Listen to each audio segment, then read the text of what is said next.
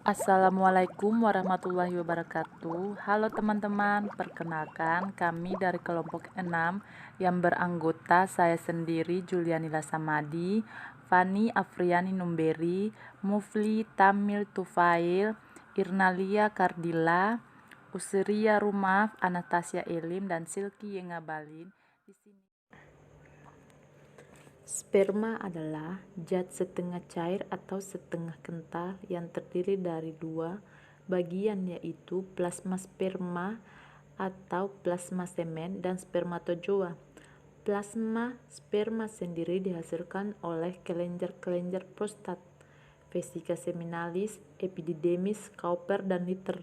Adapun mekanisme pembentukan sperma atau spermatogenesis terjadi di tubulus seminiferus, di mana tubulus ini adalah saluran-saluran, sedangkan seminiferus ini semen yang artinya sperma adalah saluran panjang yang berkelok-kelok yang membutuhkan waktu beberapa hari untuk melewati epididymis. Epididymis ini yang berfungsi sebagai tempat penyimpanan sperma yang panjang kurang lebih 6 meter dan terjadi pembentukan sperma. Adapun pembentukan sperma ini terjadi beberapa tahap, yaitu spermatogenesis yang dimana mengalami mitosis berkali-kali. Kemudian spermatogenia merupakan struktur primitif yang dapat melakukan reproduksi pembelahan dengan cara mitosis dan mendapatkan nutrisi dari sel-sel serotin dengan spermatosit primer yang mengandung kromosom diploid 2N yang menghasilkan dua sel anak yang spermatosit sekunder.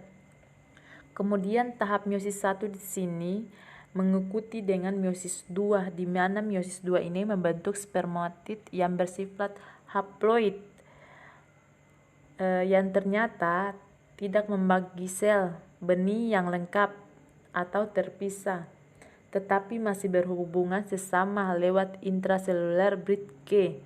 Kemudian terakhir tahap spermiogenesis adalah tahap transformasi spermatozoid yang meliputi 4 sel sperma yang sudah matang.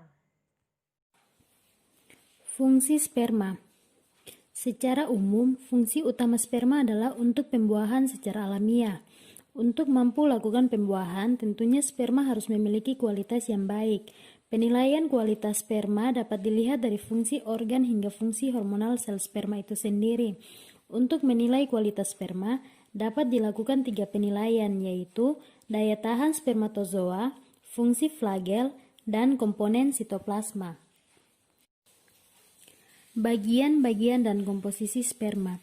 Sperma terdiri atas 2 bagian fungsional yang penting, yaitu kepala dan ekor. Kepala sperma bentuknya bulat telur dengan ukuran panjang 5 mikron, diameter 3 mikron, dan tebal 2 mikron, yang terutama dibentuk oleh nukleus yang mengandung informasi genetik sifat penurunan ayah dalam molekul DNA. Pada bagian anterior kepala sperma, terdapat akrosom, di mana akrosom merupakan struktur yang berbentuk topi yang menutupi 2/3 bagian anterior kepala dan mengandung sejumlah enzim hidrolitik. Nah, untuk bagian ekor dibedakan menjadi 3 bagian, yaitu bagian tengah midpiece, bagian utama principal piece, dan bagian ujung end piece. Faktor yang mempengaruhi fertilitas dan produksi sperma. Yang pertama yaitu riwayat penyakit sistemik, yang kedua demam, yang ketiga pemberian obat-obatan, yang keempat riwayat bedah, yang kelima infeksi saluran kemih, yang keenam penyakit hubungan seksual, yang ketujuh kelainan lain. Maksudnya yaitu kelainan yang mungkin dapat menyebabkan kerusakan testis. Dan yang kedelapan pekerja yang berhubungan dengan radioaktif. Kemudian yang kesembilan, suatu pekerjaan di mana suatu temperaturnya tinggi, contohnya seperti sopir. Assalamualaikum warahmatullahi wabarakatuh. Baik, di sini saya akan membawakan materi pra-analitik, di mana pra-analitik itu adalah serangkaian kegiatan laboratorium sebelum pemeriksaan spesimen. Pada tahap pra-analitik ini, alat yang harus disiapkan antara lain botol penampung sperma, kertas pengukur pH, batang pengaduk, leaf counter, cover gelas, objek gelas, pipet tetes, dan mikroskop. Pada tahap pra-analitik ini, ada beberapa tahap yang harus dilakukan. Yang pertama yaitu persiapan pasien. Pasien harus diberi penjelasan tertulis tentang cara pengumpulan dan pengiriman semen ke tempat pemeriksaan, terutama jika pengambilan sampel di luar tempat pemeriksaan dan tidak menempatkan sampel semen dalam suasana perubahan suhu drastis selama pengiriman ke laboratorium. Pertama, sebaiknya sampel diambil setelah abstinensi sedikitnya 48 jam dan tidak lebih dari 7 hari. Nama, masa abstinensi dan waktu pengambilan harus dicatat pada formulir yang dilampirkan pada setiap semen yang akan dianalisis. Kedua, catatan riwayat penyakit akut dan demam yang lama, penyakit sistemik atau DM, riwayat pembedahan trauma testis, keterpaparan dengan zat toksik atau bahan kimia, pengobatan dengan anabolik, steroid, alkohol, melakukan pemeriksaan fisik terhadap penis, meatus uretra, testis, vasa deferens, dan ductus epididymis, memeriksa ada tidaknya varikokel, memeriksa tanda-tanda seks sekunder dan colok dubur. Tahap selanjutnya adalah persiapan sampel. Untuk evaluasi awal, harus dilakukan pemeriksaan dua sediaan.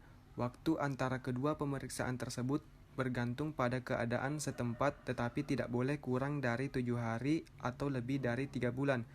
Jika hasil kedua pemeriksaan tersebut banyak berbeda, maka perlu dilakukan pemeriksaan sediaan tambahan karena variasi yang besar dalam produksi sperma dapat terjadi pada seseorang. Pertama, sediaan sebaiknya diperoleh dengan cara menstrubasi dan ditampung dalam botol kaca atau plastik yang bermulut lebar.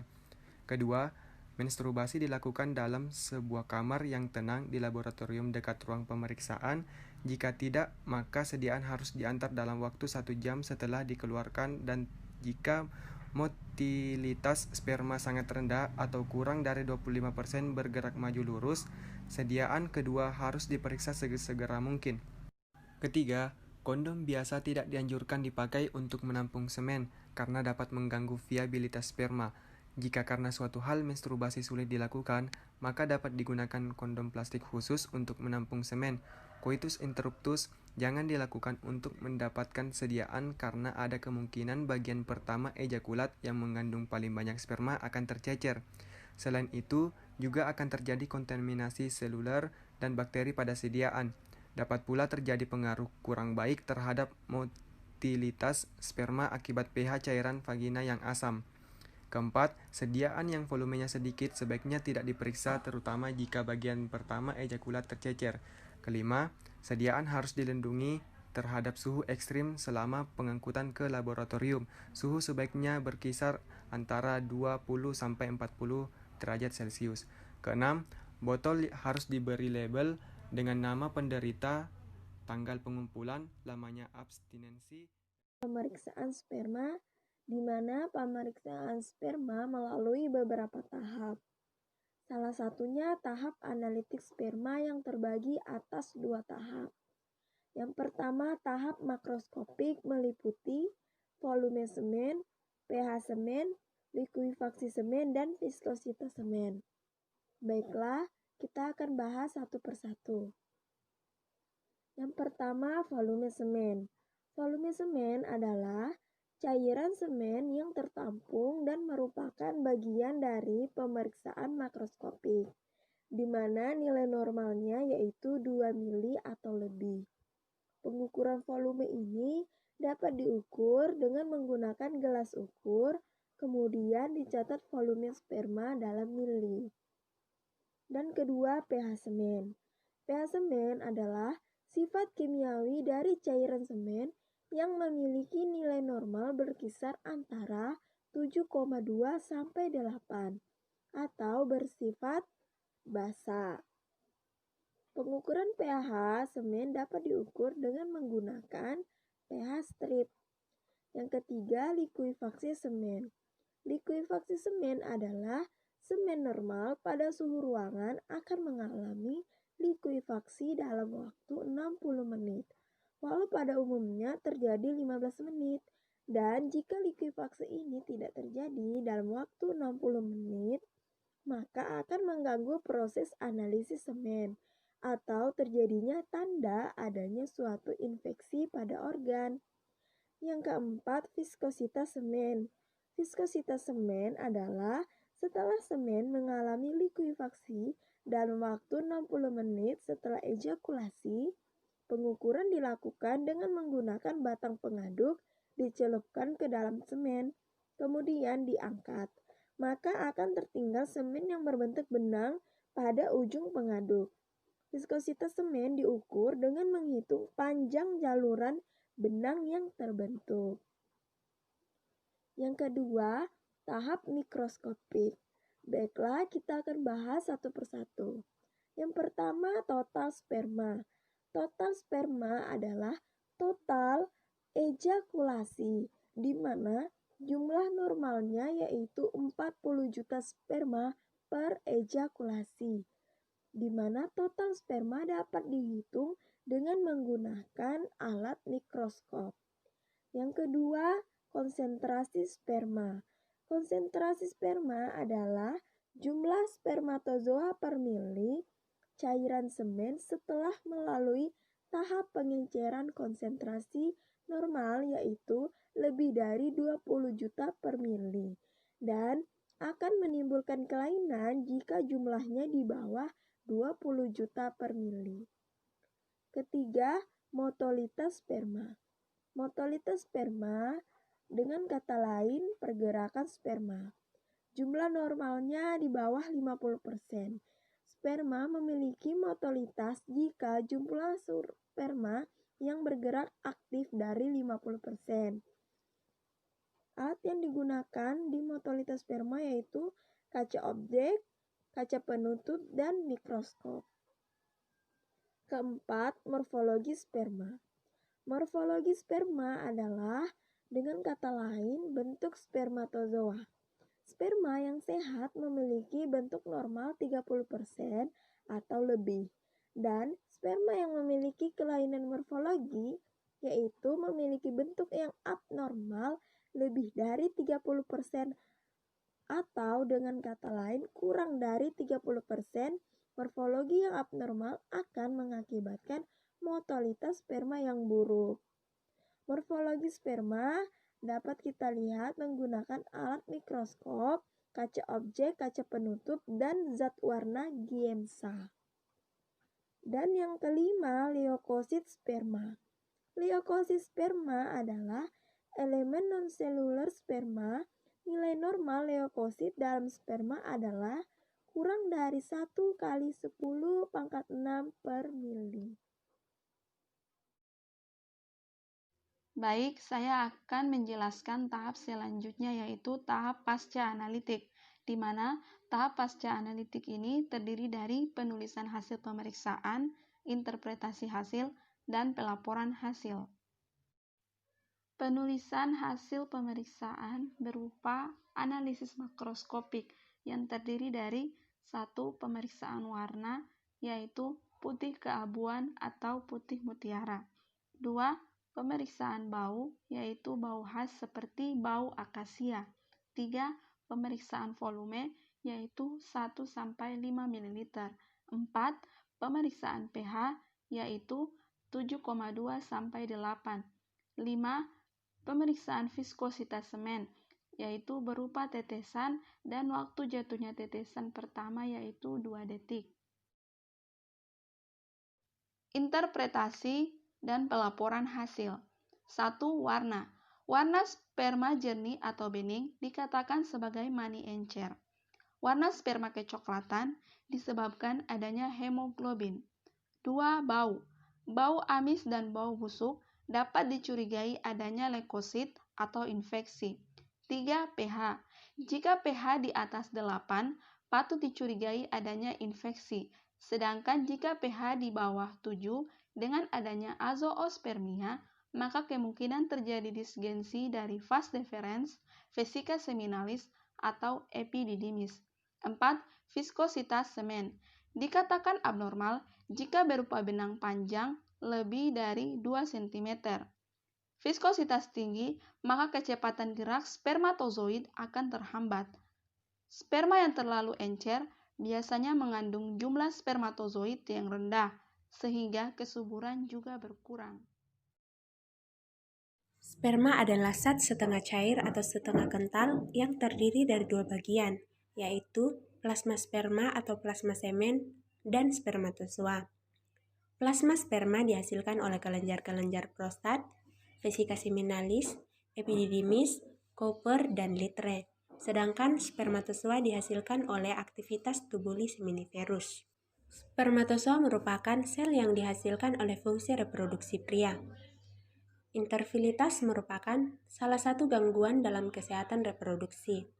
Intervilitas didefinisikan sebagai ketidakmampuan untuk menghasilkan konsepsi setelah hubungan teratur tanpa menggunakan alat kontrasepsi setelah 1 tahun. Sebanyak 30% penyebab intervilitas adalah faktor pria, yaitu kualitas spermatozoa yang abnormal. Penyebab intervilitas yang paling umum terjadi pada pria antara lain bentuk dan gerakan sperma yang tidak sempurna, konsentrasi sperma rendah, tidak ada semen, varikosel atau varikosele, testis tidak turun, kekurangan hormon testosteron, kelainan genetik, infeksi, masalah seksual, ejakulasi balik, sumbatan di epididymis atau saluran ejakulasi, lubang kencing yang salah tempat atau hipoepispadia, antibodi pembunuh sperma, sistik fibrosis, dan kanker testis. Selain itu, salah satu penyebab menurunnya kualitas spermatozoa pada manusia kemungkinan besar karena kurangnya mineral, khususnya zinc, di mana mikronutrien ini mempunyai makna penting dalam reproduksi. Zinc berperan dalam reproduksi dan viabilitas, mencegah degradasi dan stabilisasi membran spermatozoa. Adapun beberapa faktor mengapa sperma pria tidak bagus kualitasnya antara lain, yang pertama, lingkungan hidup pria yang tidak baik menyebabkan kualitas sperma seorang pria menjadi tidak baik. Hal ini menarik kalau dilihat dari kualitas hidup pria yang berada di kota besar, seperti Jakarta. Dapat kita ambil contoh seperti merokok, polusi, kurang olahraga, dan gaya konsumsi pangan yang tidak sehat.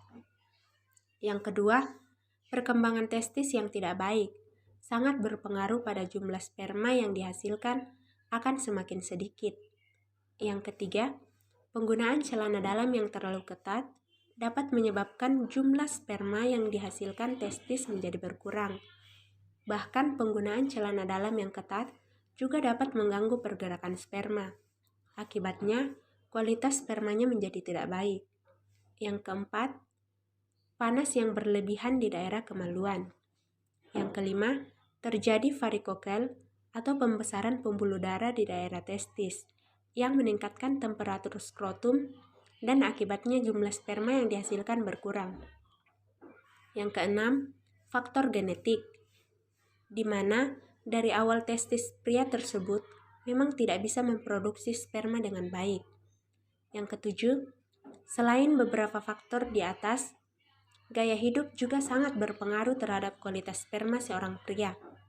Adapun beberapa faktor yang menyebabkan buruknya kualitas sperma seseorang adalah kebiasaan merokok, minum minuman beralkohol, gaya hidup bebas yang menyebabkan meningkatnya potensi infeksi, kebiasaan memakan makanan yang banyak mengandung kolesterol tinggi dan lemak, makan tidak teratur, dan sering tidak teratur tidur. Karena itu, untuk memperbaiki kualitas sperma, kaum pria disarankan untuk menjalankan gaya hidup sehat. Terima kasih. Di sini saya akan menjelaskan gangguan atau penyakit pada sperma. Gangguan pada sperma dapat berupa kuantitas atau jumlah sperma maupun kualitas atau motalitas dan morfologi sperma. Hampir 50% kasus infertilitas laki-laki disebabkan oleh rendahnya jumlah sperma atau oligospermia.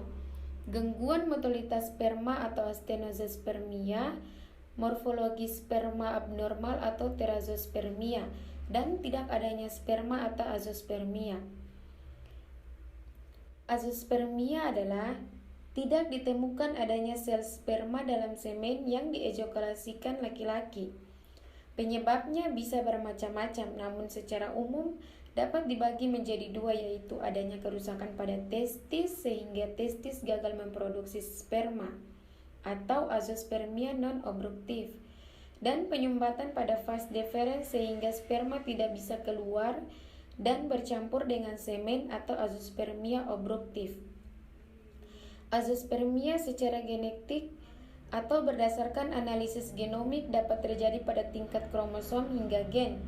Pada tingkat kromosom terdapat sindrom Klinefelter dan mikrodelesi kromosom Y, di mana sindrom Klinefelter merupakan kelainan genetik dengan gangguan kromosom yang paling sering ditemukan, terhitung sekitar 14% dari keseluruhan kasus. Mikrodelesi kromosom Y, masalah infertilitas laki-laki sering terjadi karena adanya gangguan pada kromosom Y. Terima kasih.